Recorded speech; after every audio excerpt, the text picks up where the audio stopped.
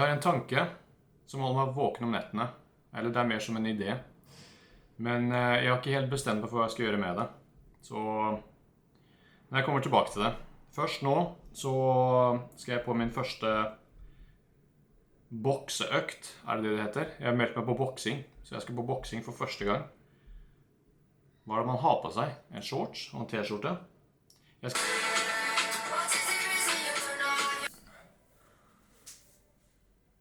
Det der gikk jo ikke helt som tenkt. Jeg så på timeplanen på det her gymmet, og så sto det sto boksing, alle nivåer. Men alle nivåer, nybegynner og litt sånn, det er på onsdag, det er mandag i dag.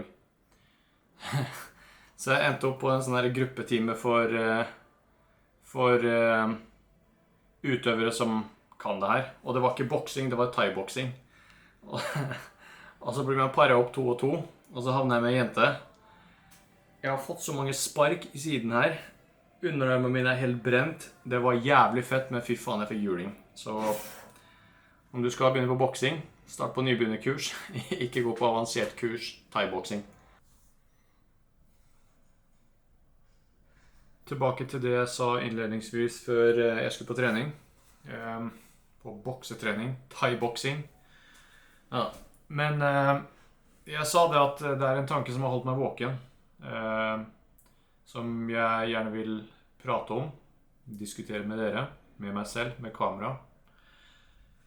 Det handler om er at akkurat det her jeg gjør nå, med å videoblogge, er noe jeg har tenkt på ganske lenge.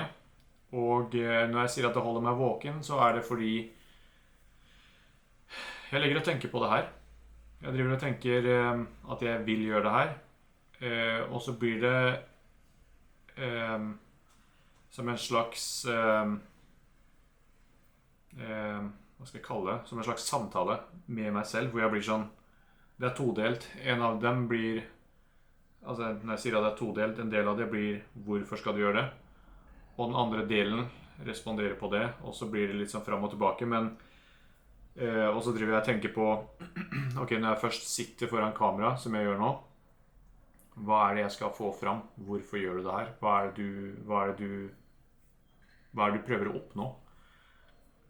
Og for min del, når jeg har på en måte gått rundt og grublet litt på det her, så handler hele denne videobloggen litt om det som foregår i mitt liv akkurat nå.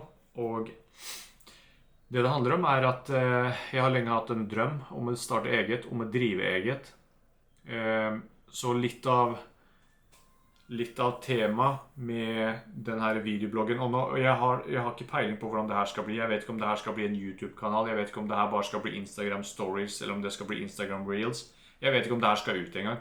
Men det jeg prøver å si da, det er at det er så sykt mange der ute, inkludert meg selv, som drømmer om å starte eget. Og da med starte eget så mener jeg ikke bare starte en millionkroners business eller milliarder eller hva som helst. For mange så kan det være det at de bare ønsker å åpne en liten kafé fordi de er glad i å bake eller glad i å lage mat, og så vil de drive det. For andre så kan det være at de ønsker å drive en liten bed and breakfast. For andre så kan det være at de ønsker å drive en liten fitnesskanal på Instagram, eller bare ha en liten plattform. Bare et eller annet ved siden av det de gjør, fordi det er noe de genuint interesserer seg for. Men det er så sykt mange som aldri gjør det. Så de går rundt, og så drømmer de om det her, og de tenker på det, og de klarer på en måte ikke helt å slippe den tanken. Men så gjør de aldri noe med det. Og da når jeg går rundt og har den samtalen med meg selv, og tenker på hvorfor jeg skal gjøre det her, så er det litt for å på en måte hvordan skal jeg forklare det? Det handler om at jeg vil på en måte vise hvordan det kan se ut. Altså at du kan relatere til en person. Jeg er helt average guy som jobber mandag til fredag. Og jeg går rundt med mine drømmer og ambisjoner. Og jeg har tenkt å gjøre noe med det. Og da vil jeg på en måte dokumentere det i håp om at noen der ute skal se det, og så skal de se at ok, men det her er attainable, det er mulig liksom å oppnå det, fordi det er ingenting spesielt ved meg som gjør at jeg kommer til å lykkes, og ikke du. For mange så blir det sånn at de har en ganske klar visjon, eller en ganske tydelig drøm. Hvis du prater med dem og bare, hva er det du har tenkt, så klarer de å gi deg ganske konkret svar iblant. Men grunnen til at de aldri gjør noe med det, tror jeg da, er fordi de ikke ser liksom ikke hele veien hvordan det her skal gå. Og da blir det som en slags handicap, at bare fordi du ikke ser nøyaktig steg for steg hvordan alt skal se ut, så leder det til at det bare aldri blir gjort. Og det er det samme for meg. Jeg kan jo fortelle litt om meg selv, og det er at jeg er veldig glad i friluftsliv. Så da har jeg startet en liten nettbutikk som jeg kaller for Reisegrossisten. Før det så har jeg aldri drevet noen nettbutikk, og jeg har aldri gjort noen form for innkjøp. Jeg har aldri jobbet med noe reklame, med annonsering, med varelager, med noe som helst av det der. Men jeg hadde en ganske tydelig drøm om å drive en egen nettbutikk, og de varene som jeg har da i min nettbutikk, det er varer som jeg bruker selv, og som jeg genuint er interessert i, og som jeg selv bruker. Og da var det sånn, det her vil jeg at flere skal ha, og da kom jeg opp med hele det her konseptet med Reisegrossisten, og det her var 8 år siden. Og så drev jeg Reisegrossisten i 1 år, og på grunn av mye, blant annet tvil på at jeg kommer til å gjøre det, så ble det bare aldri til. Så jeg la det ned, til tross for at jeg fikk ordre, til tross for at det gikk bra, sånn egentlig. Men det skjedde ganske mye i mitt liv, og det ledet til at jeg la det ned. Og nå 8 år senere så har jeg tenkt å starte opp igjen, fordi jeg har aldri gitt opp den drømmen. Så jeg har bestilt inn nye varer, jeg har fått blåst liv i nettbutikken igjen, og sakte men sikkert så har jeg tenkt å på en måte starte igjen. Men den gangen her så vil jeg gjerne dokumentere det, og da er det her. Jeg vil sitte foran kamera, og så vil jeg på en måte ta dere med litt sånn bak kulissene og vise hvordan jeg gjør det. Og litt av hensikten med det er også bare å vise at jeg har ikke peiling på hva jeg gjør, for å være helt ærlig. Jeg vet at varene er bra. Jeg vet at varene må ha en kanal som jeg kan selge dem på via nettbutikk, og jeg vet at det jeg selger er bra greier. Og da tenker jeg, ok, men det er en start. Hvordan, eller hva neste steg blir og sånn, det vet jeg ikke. Men jeg bare tenker at jeg vet i hvert fall hva steg 1 er, og steg 1 er jo for min del å finne ut hvilken varer jeg vil selge. Steg 2 blir å starte en nettbutikk. Steg 3 blir å ha en fraktavtale. Steg 4 blir å ha kontorsmateriale. De kunne faktisk pakke og sende det her, teip og kartonger og greier. Så da blir det sånn at man etter hvert, når man da ser tilbake på det, så har man kommet ganske mye lenger enn man trodde. Og i tillegg til Reisegrossisten så har jeg jo en veldig god venn av meg, en barndomsvenn, tenkt å starte et lite reisebyrå. Eller ikke et lite, et reisebyrå. Og hele det prosjektet handler om et reisebyrå som skal da åpne Maldivene for alle. Konseptet der er at kunden velger hvilket budsjett de har, og da basert på det budsjettet de har, så tilpasser vi en reise, sånn at de forholder seg til det de har å bruke på en sånn type ferie. Og det er også noe jeg vil vlogge om. Jeg vil på en måte vise det. Jeg vil vise hvordan vi tenker, jeg vil vise hvordan vi gjør, jeg vil vise hvordan vi jobber med å finne ut av ting, fordi jeg har ikke drevet noe reisebyrå før, han har ikke drevet noe reisebyrå før, og for vår del så blir det mer sånn, det blir så mange øyeblikk hvor vi bare, hva faen gjør vi nå, eller hva er det her, eller hvordan løser vi det her? Og da vil jeg bare vlogge, jeg vil på en måte vise hvordan vi tenker, hvordan vi jobber, og bare at man ikke bare skal la seg bli stoppet av det her at du ikke helt vet hvordan du skal gjøre det. Og da, om jeg da via det her som jeg ikke helt vet hva er enda, om det er en YouTube-kanal eller om det blir en Instagram-profil eller hva det blir, om jeg da via det mediet her kan få hjelpe en person med å på en måte realisere sin drøm eller på en måte få mot til å gjøre det når de ser hvordan vi gjør det, ved at vi bare kaster oss inn i det uten å egentlig helt ha peiling, så det på en måte alt jeg ønsker å få ut av det.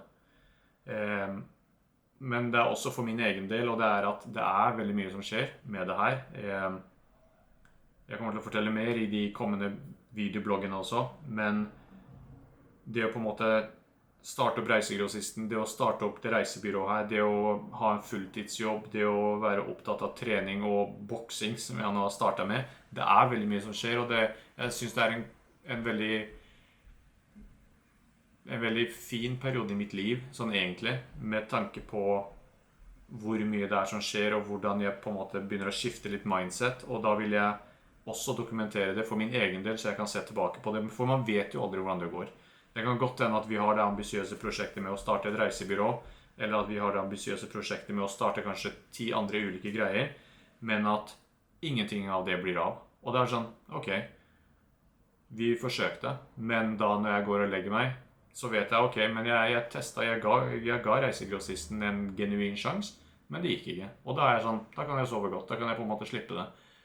Men når jeg da har forsøkt å starte Reisegrossisten, og det faktisk var et marked for det, og det faktisk kom inn ordre, men at jeg likevel ble skremt av det, og på grunn av litt andre omstendigheter valgte å legge ned det, så sover ikke jeg godt om natten når jeg tenker på Reisegrossisten. Nå det ikke så dramatisk som jeg skal ha det til, men du forstår.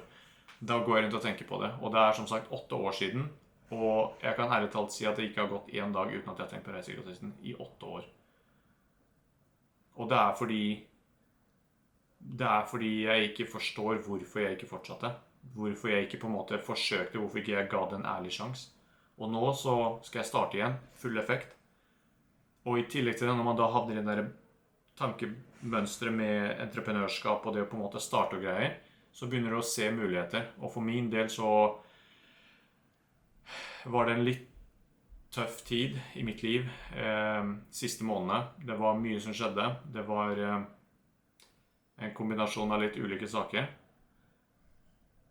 Og da ved hjelp av terapi, ved hjelp av gode venner, så føler jeg at jeg har kommet meg mye mer på beina, og jeg begynner å se ting litt annerledes. Og da når jeg gjør det, så går man skifter litt av mindsetet med å gå fra det her at man bare synes alt håpløst, til at man begynner å se muligheter. Og da når man har det skiftet, at man ser muligheter, og så treffer man mennesker som hjelper deg på vei, helt enkelt. Det bare, jeg vet ikke om jeg skal kalle det for tilfeldigheter, eller hva jeg skal kalle det, men det var i hvert fall det som skjedde for min del, at det var en ganske tøff tid. Det var mye som skjedde samtidig, og det var en veldig sånn håpløs situasjon, og jeg visste egentlig ikke helt hvordan jeg skulle komme ut av det, eller hvor jeg skulle starte. Men jeg visste at det å på en måte sitte alene, og det å gå rundt og gruble over det her, ikke kommer til å hjelpe meg på noen måte. Så da valgte jeg å søke hjelp og prate med noen, og det ble som en slags life coach, og det på en måte en terapeut å snakke med en gang i uka. Og det hjelper med å sortere tanker, det hjelper med å forstå hvorfor man gjør enkelte ting som man gjør i sitt liv, og det ofte har sammenlignet terapi med, det at om du eksempelvis starter på trening, og du ikke har peiling på hva du gjør, eller hvilken type av maskin du skal bruke og sånn, så kjøper du kanskje PT-timer, for da har du en coach, en PT som kan være med å hjelpe deg å forstå, og litt av det samme blir det her for mental helse, at når det blir mye som skjer i ditt liv, og du ikke vet hvordan du skal sortere dine tanker, og du ikke vet helt hvorfor du gjør det du gjør, så kan det være greit å ha en sånn PT for hjernen. Og det ærlig talt noe av det beste investeringen jeg har gjort for min egen del. Så en kombinasjon av det å ha familie og nære venner som på en måte har funnet der for meg, så har det ledet til at jeg føler at jeg har kommet mye, mye sterkere ut av den perioden. Og det som da før føltes helt håpløst, nå har gått over til å bli at jeg begynner å se muligheter. Jeg har fortsatt ganske mye å jobbe med, og jeg driver fortsatt og på en måte prosesserer ganske mye. Men samtidig så det mitt mindset fra hvordan det var da til det nå, dag og natt forskjell. Og det det også som litt av bakgrunnen til denne vloggen her, at jeg vil på en måte, i denne transformasjonen i alt det her som skjer, så vil jeg på en måte dokumentere det. Som sagt, for min egen del, men også for å i håp om at noen der ute kanskje får noe glede eller nytte av det. Så med det sagt, nå har jeg pratet i 14 minutter, kanskje til og med lenger. Jeg tenker at jeg avslutter der, men det blir litt av tanken med det her. Og jeg vet fortsatt ikke om jeg skal redigere det her og publisere det, eller om det bare blir at jeg spiller inn det og sletter det etterpå. Men om du sitter og ser på det her, så betyr det at jeg var modig nok til å redigere det og til å publisere det.